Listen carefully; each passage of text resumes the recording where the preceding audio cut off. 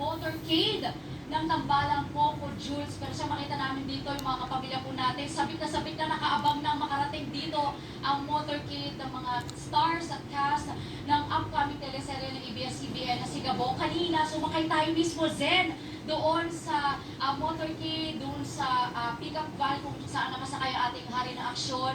Ngayong henerasyon na si Coco Martin at si Julia Montes, at talagang nakakapangilabot makita in person ang pagpamahal, ang puso ng suporta ng mga kapamilya po natin dito nga sa pagbabalik tambalan ng dalawa dito sa telebisyon. At kanina nga ay nag-umpisa ang motorcade 1:00 ng hapon dito sa Pasay City. So, isusumahin natin almost 7 hours na yan ang motorcade ng mga cast ng Sigabo, at marami kasi sa mga kapamilya natin ang pumunta sa iba't ibang mga stopovers nila, no? Mula sa Baclaran, pumunta sila sa Quiapo, sa Divisoria, sa Tondo, at mamaya-maya nga lang dito po sa Blumentritt sa Maynila. Ito nga ang most awaited comeback sa telebisyon ng Tambalang Coco Jules, at hindi naman napigilang maging emosyonal ang dalawa dahil sa pagmamahal ng mga fans nila. Nakipagkamay sila, nakipag-selfie, at syempre si Coco hindi na talaga niya napigilan kanina, Zen, na bawat stopover ng motorcade ay meron siyang performance, song and dance performance